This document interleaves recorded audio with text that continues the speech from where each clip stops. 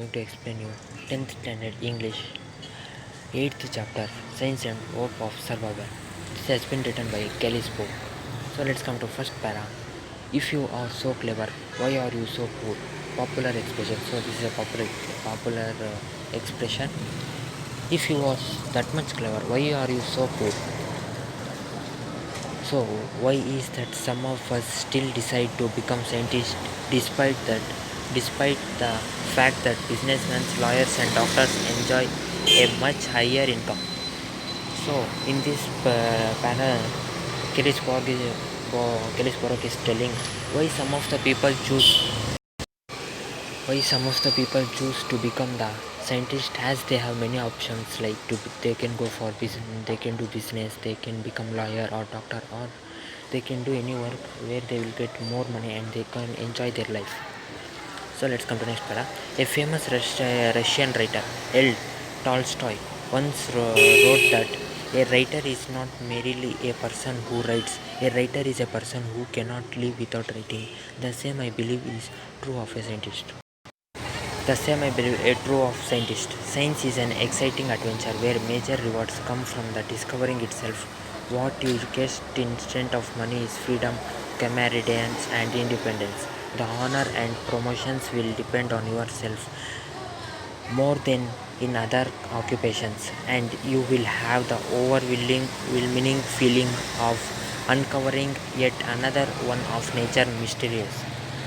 So, a Russian writer L. Tolstoy once written in his book that in Mercilessly, a person who writes, a writer is a person who cannot live without writing, is a person who is a writer. Mr. Kellisburg says that I believe, so he also believes the same. A scientist. Science is an exciting adventure where major rewards come from the discovery itself. So, when major rewards, when a scientist discovers new species or new thing, he will become famous and he will become very much popular, and he will be very much happy because he is become very much popular and he has discovered a new thing. What you get instead of money, so instead of money, you will get in money in working in business, lawyer, becoming business lawyer or doctor. But in scientist, you can get freedom, independence. The honor and promotions are not there here. Here you want to find the new things or new species any you should find, and you will be having a overwhelming feeling of uncovered yet another. So you will be not under any person, like in job you have to work under a person like manager or any other person. You should have work under them. But in scientist, a scientist will not work under any person. So let's come to third para. An instant understanding, the efficiency of thought and action, and a good feeling that comes when the like-minded people work together.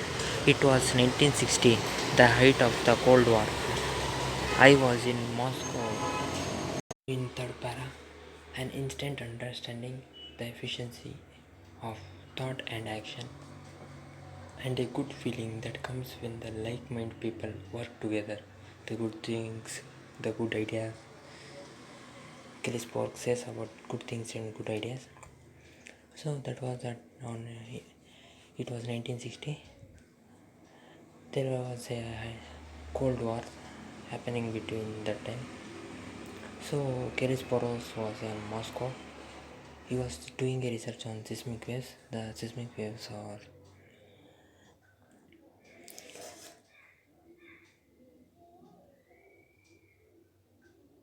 tremors generated by an earthquake, and he was observed in. So he saw some problem. So he enjoyed the mathematical challenges. So Kelly did not give much thought to how it connects with the real life. He did not think how the seismic waves joins with the real life. The summons came from the president of Russian, then Soviet Academy of Science. He had received a message from the Palace of Nations in Geneva, where technical experts from the Soviet Union, United States, and United Kingdom, three powerful position nuclear weapons met behind closed door. The president showed me a letter from Geneva. An American scientist, Frank Press, quoted my work while arguing with Moscow experts, and to my great surprise, I found myself in Geneva. So the message came from the president of Russia, Soviet Union, Russia, that Academy of Russia from an Academy of Sciences. So Kelesborg has get a message from the Palace of Nations in Geneva, where all the technical experts from the Russian and United States and United Kingdom, the three most powerful countries, have made a meeting there, met behind a closed door. President showed a letter to Kellysport, an American scientist. As a Frank Press quoted my work, so the press quoted the work while arguing with Moscow experts when Kellysport argued with Moscow's experts, and to my great surprise, I found so for a great surprise, the poet was now in Geneva as they gave me a message to Kellysport that to come to Geneva as there is a meeting between United States, USSR, and United Kingdom. Fifth para. At that time, every man, woman, and child on the earth lived under the threat of annihilation by nuclear weapon. Each superpower had more than enough nuclear bombs to destroy the others in the first strike. But in the 20 minutes it took for the rockets to reach their target, the other side had plenty of time to launch retaliation strikes, ensuring the destruction of their enemies. Only a few minutes later, this threat of mutual assured destruction with ominous acronym MAD was, for some years, the only thin thread protecting all of us from the common fatal fate. Continuing nuclear test meant development of even stronger bombs, introducing even more imbalance into the global nuclear standoff. The three nuclear powers were willing to come to an agreement, putting a ban on the nuclear weapon test, and hence the technical experts were summoned to solve the problems that assault.